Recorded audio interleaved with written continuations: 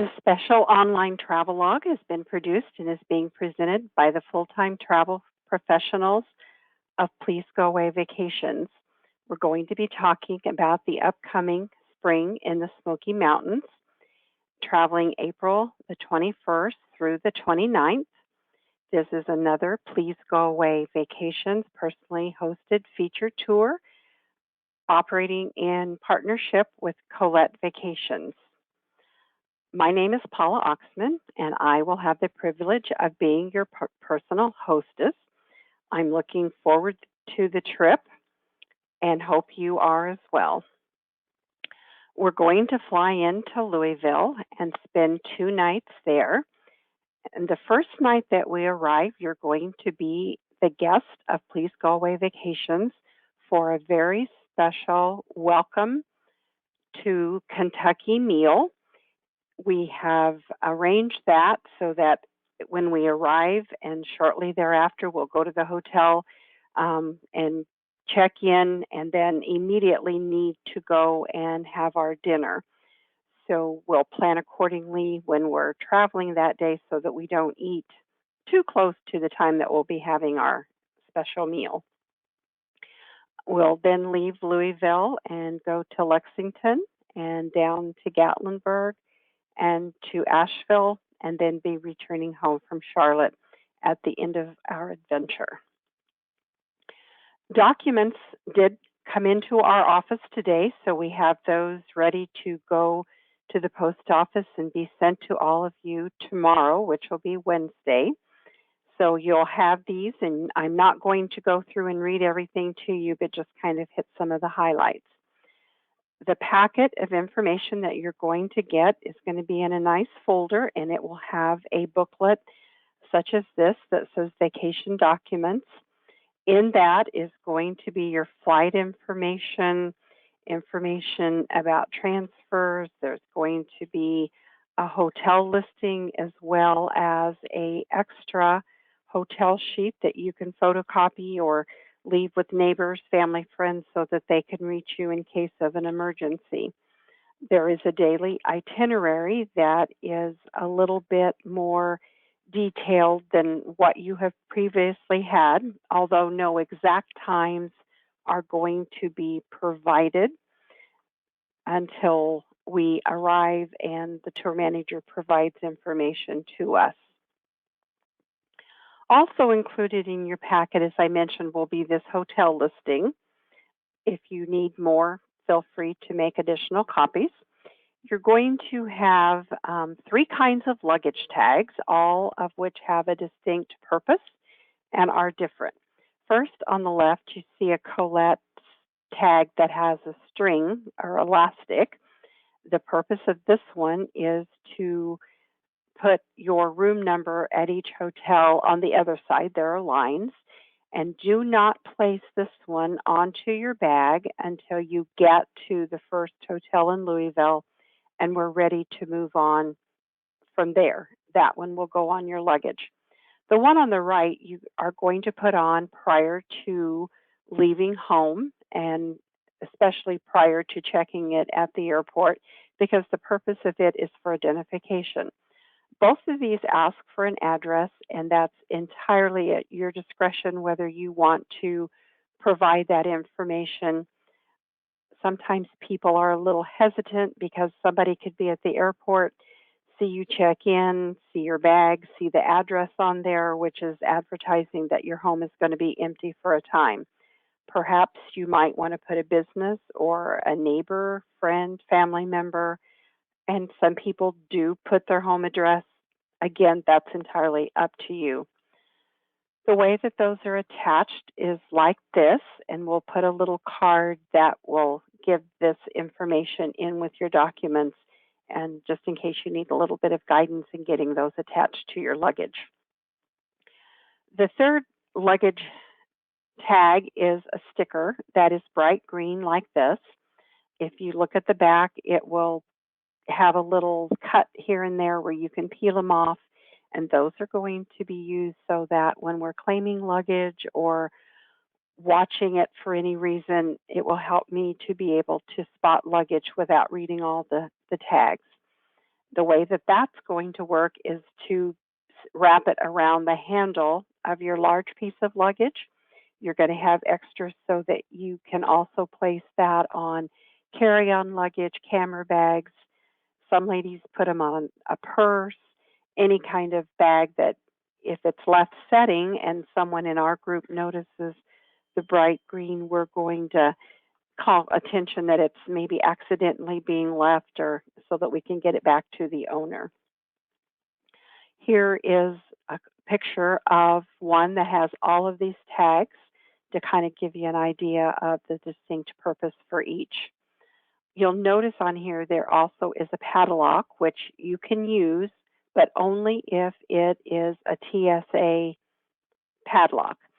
And you'll notice if you look carefully, there's a little red logo on the padlock that is the TSA logo.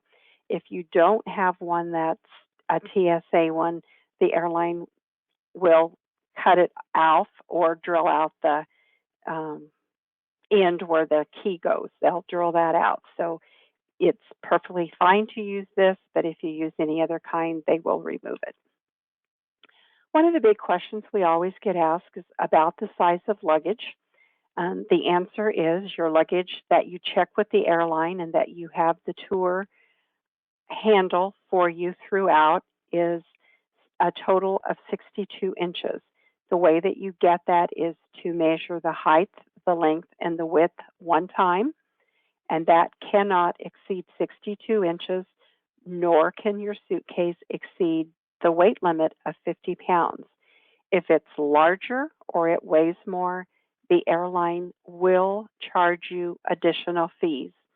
We are flying on the airline that our flights are on American, and they're going to charge us $30 in each direction for our checked luggage. That does need to be paid when you check in at the airport.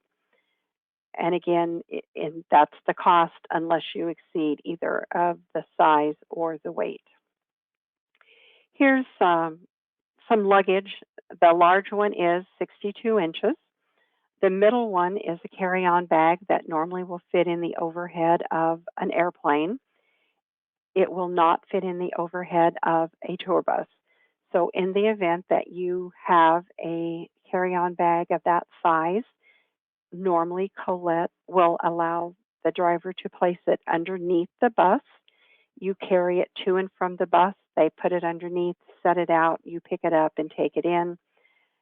Do keep in mind that if you choose to have a carry-on of this size and it is underneath, you will not have access to it during the daytime. So if you have medications or camera batteries, an umbrella, sunscreen, anything of that nature that you're going to need, you will not want to have it in that bag that you don't have access to. The left one is a little bit smaller and would probably fit under the seat in the bus and also under the seat in front of you on the airplane. Notice also the green stickers, how they're placed on there. And oftentimes nowadays you can get the smaller size that has wheels so that you can roll it.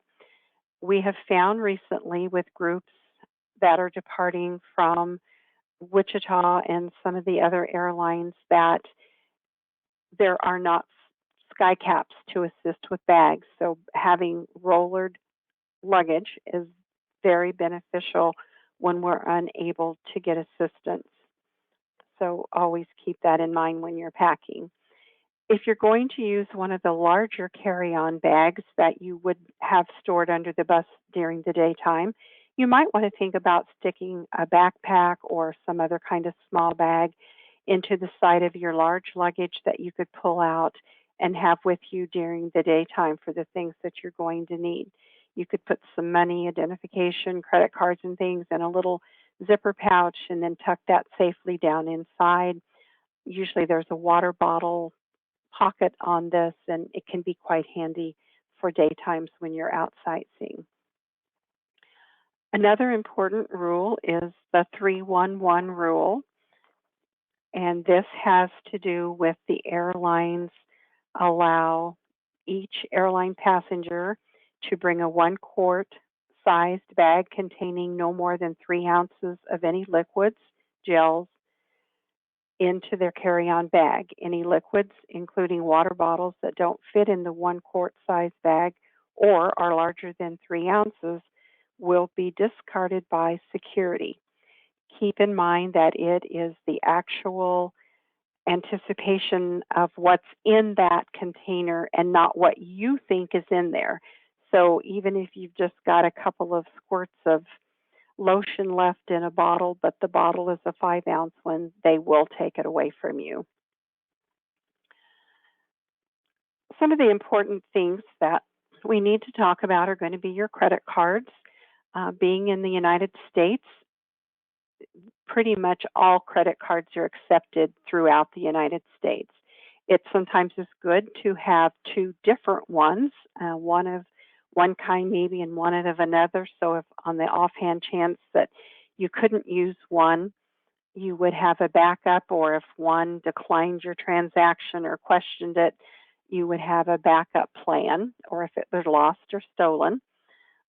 Visa is the most widely accepted. MasterCard is second, and then American Express and Discover, pretty well taken throughout the states.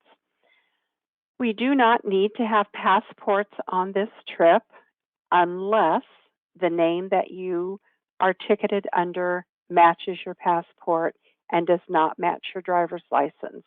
So you can use either form of identification, passport or driver's license. Just verify and double check that it has the correct name that matches the airline tickets when you get your booklets. The temperatures that we can expect, and of course something has to be lower and higher to get an average, but the average temperatures when we're going to be traveling are going to be in the mid to upper 60s. Plan for rain and changeable weather. Evenings could be cool. It's always good to dress in layers so that you can add to or remove to keep yourself comfortable throughout the day. And sometimes on buses, it can be a little cooler for some of us than others. So I like to have a sweater or a shawl of some kind that I can put around my arms if I get a little cool on the bus. Gratuities are a personal nature, and I'm going to give you some recommendations, and you can make your decision as to what you want to do after you're on tour and see the quality of service. We are going to have, I believe it is 4 local guides that we will have step on for various lengths of time during the travel. The tour manager will give you some suggestions. They will tell us ahead of time where these are going to be. Pretty much what you can expect as a guideline would be $2 to $3 per person, and kind of depending on the length of time that we would have them, but again, based upon the quality of service that they provide. The tour manager that we will have with us from start to finish, the customary gratuity for him or her is from $5 to $8 per day per person. The driver that we will have, a recommended amount is from 3 to 5. And again, those are a personal nature, so you can certainly feel free to do whatever you feel based upon their service that they provide. And I've been on many different Colette programs and have never found that to be a question. They're always very, very good. We don't need to worry about any money conversions or foreign money. We don't have to worry about the current voltage for any of our appliances. If you're using a sleep apnea machine, you probably want to be sure that you have an extension cord. Sometimes the plug-ins in a hotel are clear across the room from beds, and the cords that come on those don't work too well. There are not any dress requirements that we are aware of at this time. I've read through the booklet quick when they came this afternoon, and I did not see anything, but we will verify that. And if there is anything that is required, we will point that out in a future memo. I will say that the first night, the place that we are taking you is a nice place, but you don't need to be dressed up, but you might want to have on something other than shorts or even blue jeans, but that should not be a problem. The guy that you see on the right has way too much luggage, and you would have to pay the airline a lot of money, and then you would be paying extra on the tour if you wanted someone to handle that. For a week, that's way too much luggage, and he looks like he's going to be worn out before he gets finished with his tour just trying to take care of all that luggage. One of the things on the way of gratuities that I neglected to say too is, as your Please Go Away hostess, I want to answer questions, help you in any way that I can. I do not accept a gratuity. We don't expect one, unlike other tour companies that send along a host or hostess and they're expecting a large gratuity. So that's a nice savings and benefit for going away with us. When your booklet comes, we do suggest that you read it from cover to cover because there is a lot of really good, important information. And then do not hesitate to contact us should you have any questions or suggestions or need any assistance with anything.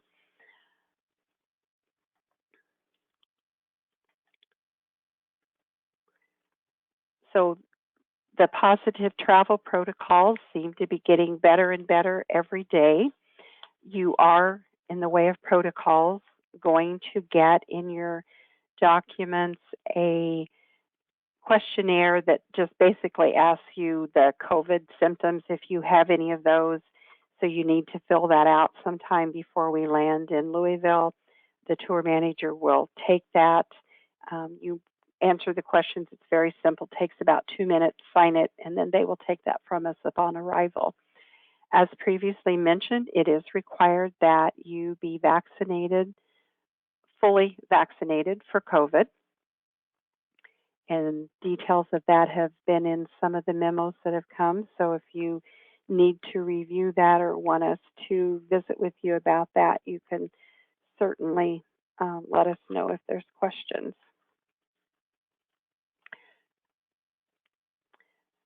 Do not hesitate if there's anything we can do to assist you before we go to contact us.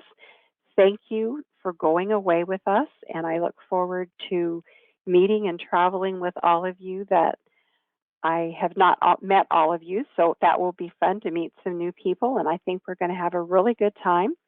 Call 1-800-362-9347, or you can always email us at answers@travelpleasegoaway.com.